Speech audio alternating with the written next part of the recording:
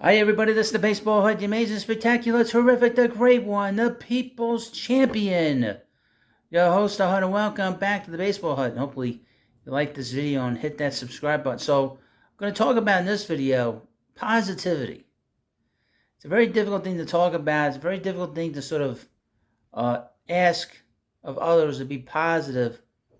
Well, a lot of times we carry a lot of baggage around. We carry a lot of negativity around. A lot of negative experiences just with ourselves. And it's a lot of stuff is stuff that we can control. A lot of stuff we can't control. Now, with baseball and sports in general, we can't control that. I mean, only the athletes on the field can control that. And then there's sort of this X factor of the ball bouncing a certain way, ball getting tipped, in other sports. The guy's foot wasn't in bounds, little things like this. That really makes a difference between a winning player, a losing player, a championship team, and a team that's in last place. A lot of times, unless the talent isn't there. Now, as a Met fan, I've been doing this channel 3.5 years, talking about our favorite team, America's team, the New York Mets, and we spend a lot of time discussing the team. We spend a lot of time talking about what the team needs to do, what kind of trades that need to be made. And we put so much pressure on the club and on the players that are on our team. And I'll mention this, and it's sort of important. We can't blame players that are playing for this club right now for things that happened 5 years ago, 10 years ago, 15 years ago, 35 years ago. There is no reason to dump all the baggage onto the current club and say, well, I'm a long-suffering. See, I don't like that phrase, to be honest with you. The long-suffering method. I hate that. I hate that phrase. I really do. I think it's the most imbecilic type phrase you could possibly come up with. Long-suffering fan. I've talked about this here and there. No one pressures me to follow the Mets. Nobody tells me you got to follow this team. And when you're going to follow this team, you're going to be miserable. You're going to be unhappy. You're going to be complaining. I don't complain because I can't control the action. I mean, I may get uptight about a loss here or there, but I can't swing the bat for them. I can't throw the ball for them. And I could be tough. I'm very tough on them. But just in general, I think most fans are pretty forgiving. They move on. But there is a sort of segment of our fan base that needs to sort of not be so negative. Don't dump everything, past experiences, watching a game, onto the current players. And I think we've done that for too many years. And I think that's hurt a lot of good Met teams over the years. Because I think the pressure has been so enormous to win, has been so enormous to not screw up, that invariably it's like a self-fulfilling prophecy. And the team messes up. The players make mistakes. They make errors. They throw bad pitches. They don't swing the bat at certain times. And I think now we got to a point now, and I feel this way. I've been feeling this way for a while.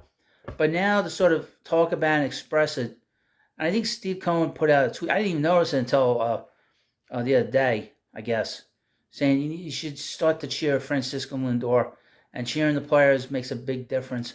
And I think that's kind of where we should be.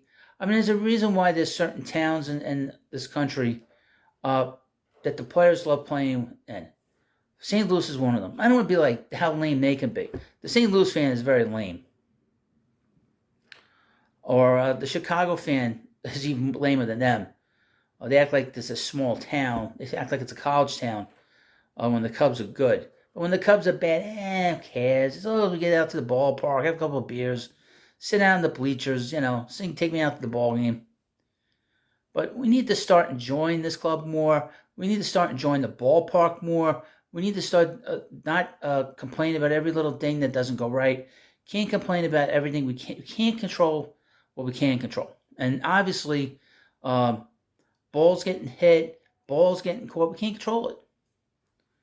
So there's no reason to sort of sit and watch a game and just sort of nitpick about every little thing. Now, we could discuss it here, no problem. But, there comes a point you can't let it overwhelm you wanting to be a fan.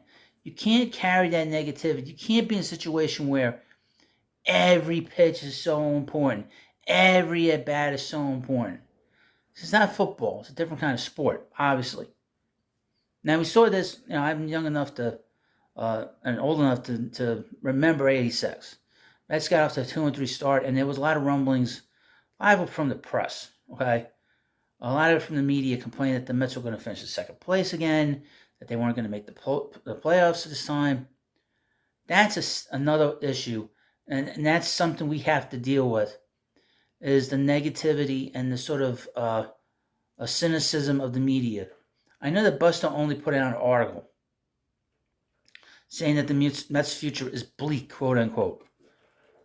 Okay, that doesn't change anything. I mean, we know the Mets don't have a deep farm system in terms of not a lot of elite players, but they have a sort of middle of the road farm system. It's gotten better. It needs to get better. It needs to bring in more pitching, but we can't be listening to them ever, because whatever they say, they're trying to do it for ratings. They're trying to do it for clicks. They're trying to do it to make money. I was reading on Twitter today that the Coconut Head, Brandon Tierney from WFAN, had said that he does what he does on his radio program for ratings, which is money. How's that different than, say, what I'm trying to do? But the difference is I'm a fan of my club, and I'm not going to BS anybody. I don't BS anybody here. You ask me what I think about a player, I'll tell you. If I think he's good or not good, or sort of. But my attitude's always the same with the Mets. I want the Mets to do good. I want the Mets to win a World Series again. And that's all that matters to me. Now, the media has an agenda, and the agenda is very simple. Whatever the Mets do is wrong, and whenever they do it right, it's still wrong. We have to ignore that. We have to sort of say, you know what? I don't need to hear your garbage, because you're not investing any money into this club. You're being paid to go to the games.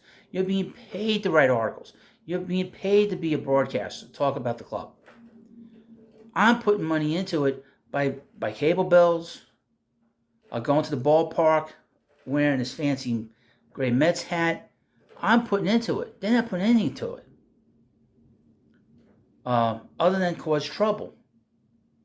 If you're old enough, and I have a lot of older subscribers, I was thinking about him for whatever reason.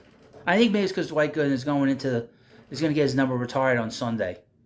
And I remember being a kid, and this reporter, this columnist, Dick Young, saying that when Doc Gooden comes back from his drug rehab the first time, that the fans should stand up and boo him. I'm like, what the hell is it? And at the time, I remember as a kid, it's like, who cares what this old guy thinks? But he was a big troublemaker with the Mets, and he probably wasn't happy that the Mets had won a World Series. He was good friends with the former owner of this club, which was M. Donald Grant, or one of the owners. And I guess he was irritated that the Mets had won a World Series the 6 months prior to that, or 8 months prior to that, and didn't like the fact that their best player, one of their best players, was coming out of rehab. He had to throw shade at it. And I think about him, and I think about how we ignored him. We need to start doing that again to the media. Just completely ignore them, because they do not help. And Dick Young was such a disruptive force